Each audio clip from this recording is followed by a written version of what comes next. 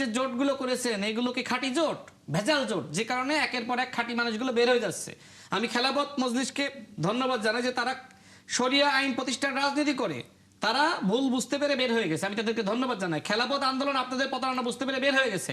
ইসলামী আন্দোলন বাংলাদেশ আপনাদের প্রতারণা বুঝতে পেরে বের হয়ে গেছে। এনসিপি তো শিশু সংগঠন। সংস্কারকে বিএনপির একাধিক নেতা আজকে রাশেদ খান পর্যন্ত প্রতারণার সনদ বলছেন। আমরা এটার প্রতিবাদ জানাই। অথচ এই রাশেদ খানই কিন্তু বিএনপিতে যোগ দেওয়ার আগে বলছেন এই সনদ বাস্তবায়ন করতে হবে, সনদ নিয়ে বহু কথা বলছেন, বহু কিছু বলছেন, কিন্তু আজকে হলো গণেশ উল্টে গেছে। কারণ ক্ষমতার স্বাদ রাশেদ খানরা পাইছেন বললে এইদিকে গেছেন। 70% মানুষ হলো ভোট দিয়েছেন পরিবর্তনের জন্য, সংস্কারের জন্য। এখন সেই সংস্কার যখন পাশ কাটাচ্ছেন, সংস্কার করছেন না, এবং এই সংস্কারকে বিএনপির একাধিক নেতা আজকে রাশেদ খান পর্যন্ত প্রতারণার সনদ বলছেন। আমরা এটার প্রতিবাদ জানাই। অথচ এই রাশেদ খানই কিন্তু বিএনপিতে যোগ দেওয়ার আগে বলছেন এই সনদ বাস্তবায়ন করতে হবে, সনদ নিয়ে বহু কথা বলছেন, বহু কিছু বলছেন, কিন্তু আজকে হলো গণেশ উল্টে গেছে। কারণ ক্ষমতার স্বাদ রাশেদ খানরা পাইছেন বললে এইদিকে গেছেন। আপনি বললেন রাষ্ট্রপতি অপসারণের জন্য আন্দোলন করেছেন, এটা মিথ্যা কথা। বিএনপি কোনো আন্দোলন করে নাই। আমি কি বিএনপির কথা বলেছিলাম? আমি ওই সময় গণ অধিকার পরিষদের সাধারণ সম্পাদক ছিলাম। ভাই শুনলো, আপনি শোনেন নাই কেন? ভালো ইয়ারফোন লাগান ভাই কানে, ভালো একটা ইয়ারফোন লাগান, নাহলে 71 টেলিভিশনকে বলবো ওনাকে একটা ইয়ারফোন উপহার দিবেন, বাসায় পাঠিয়ে দিবেন। জনগণের আস্থা এখন বিরোধী দলের উপর 30% আর 70% না হয়ে গেছে। জনগণ নামতেছে। বিএনপি তো বাংলাদেশে আওয়ামী লীগের সময় বিভাগীয় সমাবেশ করেছিল না? আরে চিরা নিয়ে, গুড় নিয়ে, সাইকেলে চড়ে, হাঁটতে হাঁটতে, লঞ্চে করে, ফেরিতে করে মানুষ গিয়েছে। আমাদের এই যে বিরোধী দল তারা বলতেছে জনগণ আমাদের সাথে আছে। কোথায় এই ঘটনা আপনি দেখেছেন? আপনি তো সাংবাদিক।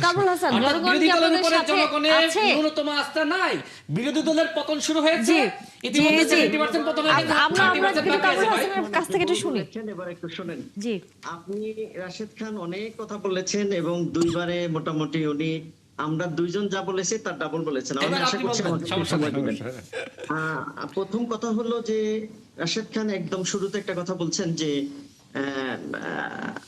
ওনার সরকার হলো খুব শক্তিশালী সরকার, এবং হলো সেই শক্তিশালী মানে জনগণ শক্তিশালী সরকার পছন্দ করেন এবং ওনাদের সরকার শক্তিশালী। তো এই কথা বলে তিনি আবার বলেছেন যে কেয়ারটেকার গভর্নমেন্টের সময় মানে ওনারা শক্তিশালী, বিএনপি শক্তিশালী, কেয়ারটেকার গভর্নমেন্টের সময় ওনারা রাষ্ট্রপতির অপসারণের জন্য আন্দোলন করেছেন, আন্দোলন করে ওনারা ব্যর্থ হয়েছেন। তার মানে তিনি একদিকে বলছেন বিএনপি শক্তিশালী, আরেকদিকে তিনি যেটা বলছেন তাতে বোঝা যাচ্ছে বিএনপি দুর্বল। তার মানে তার কথাটা আসলে সত্য না। এক। দুই নম্বর হলো বিএনপি কেয়ারটেকার সরকারের সময় একদিনের জন্য রাষ্ট্রপতি অপসারণের জন্য আন্দোলন করেনি। রাশেদ খান যে দাবি করেছেন এই দাবিটা অসত্য। আপনি মনে হয় আমার বক্তব্য শুনেন নাই। আপনি কথা বলবেন না, আমি আপনার কথার সময় একটা টু শব্দ করি। আপনি থামেন, আপনি নোট করেন, প্রয়োজনে শেষে কথা বলবেন, প্রশ্ন করবেন। এখন আসেন, উনি বারবার বলছেন যে আপনারা ভুল করেছেন, আপনারা এই সংবিধানের অধীনে শপথ নিছেন, আপনারা আপনারা আপনারা। আমার প্রশ্ন হলো আমরাই হই, তাহলে ওনারা কি অভ্যুত্থানের শক্তি না? বিএনপি কি এই জুলাই আন্দোলনের শক্তি না? জুলাই আন্দোলনের তাদের কি ভূমিকা নাই? যদি থেকে থাকে তাহলে তারা সহই তো আলোচনা হয়েছে, তারা সহই তো এই সরকারের মানে এই সংবিধান, এই সংবিধানের আন্ডারে তারা শপথ নিয়েছে। তাহলে ভুল যদি করে তাহলে তো বিএনপিও ভুল করেছে, ভুল যদি করে তাহলে সবাই ভুল করেছে। থার্ড কথা হলো যে দেখেন এনসিপির কথা বলছেন, এনসিপি কিন্তু জুলাইয়ের ওই যে 5ই আগস্টের পরে এনসিপি কোনো দল ছিল না।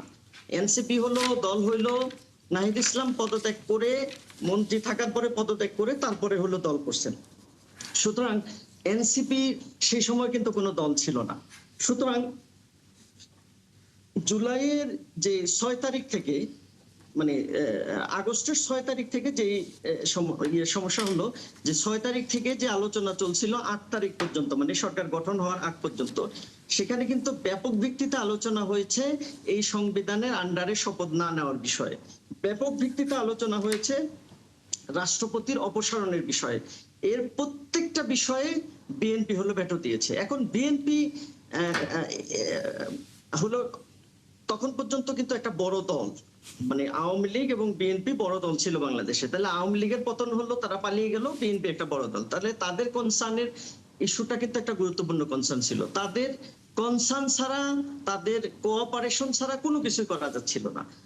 এই কারণে এই রাষ্ট্রপতি চুপ্পু সাহেব এতদিন ধরে কন্টিনিউ করলেন। আমরা কিন্তু সেই প্রথম দিন থেকে বলেছি যে এই রাষ্ট্রপতির অপসারণ ছাড়া কোনো কিছুই ঠিক মতো চলবে না। বিএনপি সেই কথা মানলো, এই রাষ্ট্রপতিকে পদত্যাগ করালো, কিন্তু মানে ওই যে বলে না পানি আড়ায়া তারপরে হলো ঘোলা করে তারপরে পানি খাইলো, কিন্তু ঘোলা করে খাইলো। এই যে ঘোলা করে পানি খাওয়ার অভ্যাস, এটা কিন্তু বিএনপির পুরানো অভ্যাস। সেই 96 সালে কেয়ারটেকার গভর্নমেন্ট হলো, কেয়ারটেকার সরকার ব্যবস্থা সংবিধানে চালু করার বিষয়ে সবাই একমত হয়েছে। নির্বাচনের পরে বিএনপি হলো বিট্রে করছে, তারা করে শেষ পর্যন্ত দীর্ঘ আলাপ আলোচনার পরে তারপরে হলো বিএনপি বাধ্য হয়েছে কেয়ারটেকার সরকার ব্যবস্থা সংবিধানে চালু করবার জন্য। 2001 সালের সরকারের সময় বিএনপি হলো রাষ্ট্রপতির মেয়াদকে 2 বছর বাড়াইছে এই উদ্দেশ্যে যে সর্বশেষ রাষ্ট্রপতি তার দলের লোক হবে এবং তিনি কেয়ারটেকার সরকারের প্রধান হবেন। সেটাও দীর্ঘ আলাপ আন্দোলনের পরে বিএনপি সেটাও বাদ দিতে বাধ্য হয়েছেন। এবারে গণভোট, এই গণভোটে হলো একটা জিনিস দেখবেন, জনগণের আকাঙ্ক্ষাই হলো সব এদেশের, আমাদের কনস্টিটিউশন অনুযায়ী, সংবিধানের অনুযায়ী। তাহলে জনগণ ভোট দিছে, কি দিছে? যে তারা সংস্কার চায়। তারা হলো একই ব্যক্তিকে দলের প্রধান, সরকার প্রধান, তারপরে রাষ্ট্রপ্রধান, সবকিছু প্রধান হয়ে বিশাল ক্ষমতা সম্পন্ন হয়ে তিনি হলো স্বৈরাচার হয়ে যাবেন এবং স্বৈরাচার হয়ে জনগণের উপরে জগদ্দল পাথরের মতো চিহ্ন বসবেন।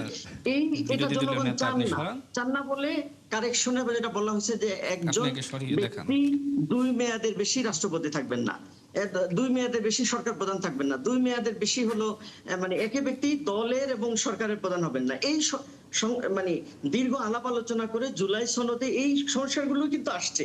এখন সেই সংস্কারগুলো জনগণ কি বলে, জনগণ এই ব্যাপারে রায় কি, সেটা জানার জন্যই তো গণভোট হইলো। এবং এই গণভোট আমরা বলেছিলাম, জামাত ইসলাম বলেছে, বিএনপি যে প্রতারণা করবে এটা আমরা আগেই জানছি, আগেই বুঝে আমরা বলেছি যে ইলেকশনের আগে গণভোটটা হোক। গণভোট হইলে তাহলে মানে ব্যবস্থাপনা যেটি হলো আমাদের সরকারকে হলে স্বৈরাচার করছে, ফ্যাসিস্ট করছে, সেই ব্যবস্থাপনার পরিবর্তন আমরা বলেছি। সেই পরিবর্তনটা কিন্তু তখনই সম্ভব হতো যখন যদি মানে ন্যাশনাল ইলেকশনের আগে গণভোট দিয়ে কারেকশনটাকে আগে করা হতো, সংস্কারটাকে আগে করা হতো, তাহলে কিন্তু আজকের এই অচলায়তন পরিস্থিতির দিকে আসতে হতো না, বিরোধী দলকে রাজপথে আন্দোলন করা লাগতো না। দেখেন, বিরোধী দল তো জনগণের ম্যান্ডেট পেয়েছেন, যেই ম্যান্ডেট জনগণ 70% মানুষ হলো ভোট দিয়েছেন পরিবর্তনের জন্য, সংস্কারের জন্য। এখন সেই সংস্কার যখন পাশ কাটাচ্ছেন, সংস্কার করছেন না, এবং এই সংস্কারকে বিএনপির একাধিক নেতা, আজকে রাশেদ খান পর্যন্ত প্রতারণার সনদ বলছেন, আমরা এটার প্রতিবাদ জানাই। অথচ এই রাশেদ খানই কিন্তু বিএনপিতে যোগ দেওয়ার আগে বলছেন এই সনদ বাস্তবায়ন করতে হবে, সনদ নিয়ে বহু কথা বলছেন, বহু কিছু বলছেন, কিন্তু আজকে হলো গণেশ উল্টে গেছে, কারণ ক্ষমতার স্বাদ রাশেদ খানরা পাইছেন বললে এইদিকে গেছেন। সুতরাং বাংলাদেশ জামাত ইসলামী সহ বিরোধী দল আজকে রাজপথে যে আন্দোলন করছেন, এই আন্দোলন তো আমাদের করার দরকার ছিল না ভাই। আপনি যদি এখানে কিন্তু এই সনদের অধ্যাদেশে সব বলা আছে কিভাবে এটা বাস্তবায়ন হবে। দেখেন, এটা বাস্তবায়নের প্রসেসটা ছিল যে প্রথম দিনে এটা সংসদে উঠবে এবং হলো প্রথম 30 কার্য দিবসের মধ্যে এটা বাস্তবায়ন করবে। একটা হলো সংস্কার পরিষদের শপথ দিবে সকল সংসদ সদস্যরা, দেন তারা এই সংস্কারগুলো বাস্তবায়ন করবে, অটোমেটিক্যালি সংস্কার পরিষদটা। আমি কিভাবে বলেছি, কি বলেছি? আচ্ছা শোনেন, আমি আমার বক্তব্য রাষ্ট্রপতিকে নিয়ে ক্লিয়ার করেছিলাম, এখন আর একই বক্তব্য দিয়ে আমি আসলে সময় নষ্ট করতে চাই না।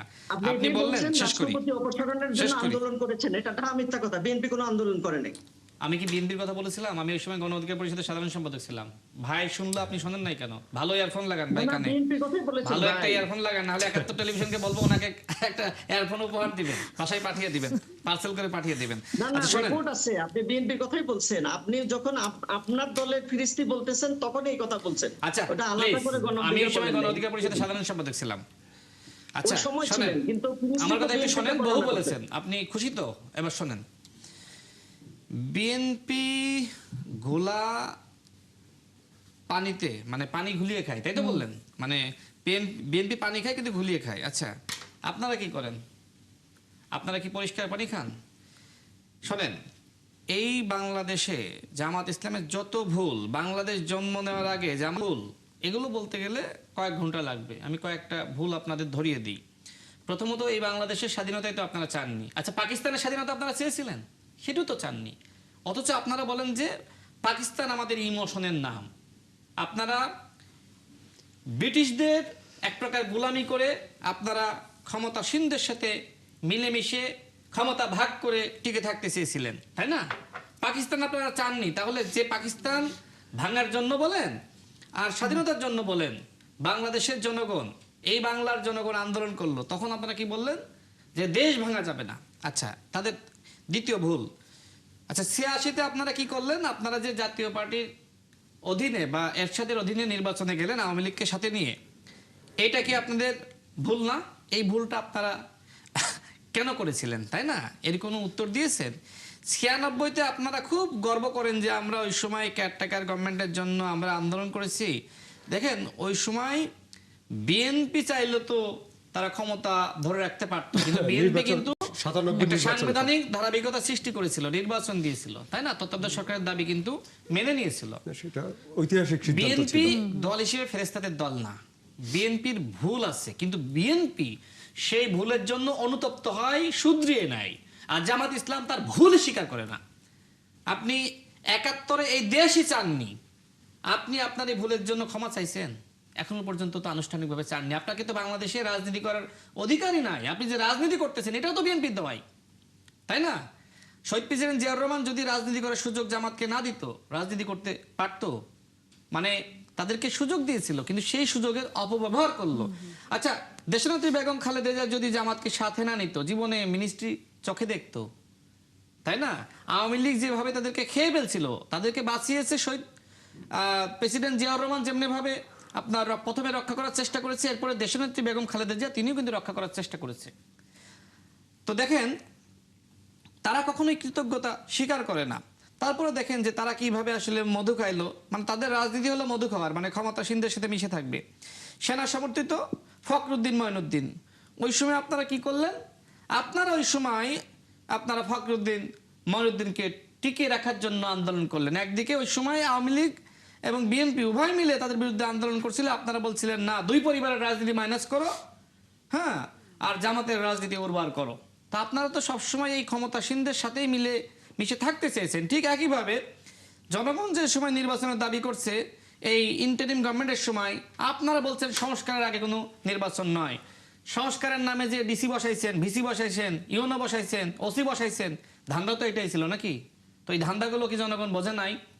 আপনারা কি চাননি? আপনারা সংস্কার চাননি। এটা কে বলেছে? নাহিদ ইসলাম বলেছে যে জামাত ইসলাম বাংলাদেশের সংস্কার চায় না, পিআরের নামে ধোঁকাবাজি করছে, প্রতারণা করছে।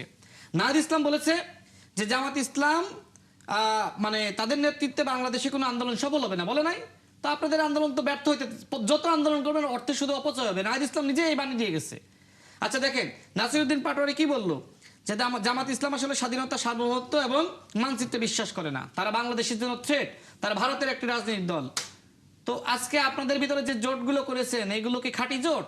ভেজাল জোট, যে কারণে একের পর এক খাঁটি মানুষগুলো বের হয়ে যাচ্ছে।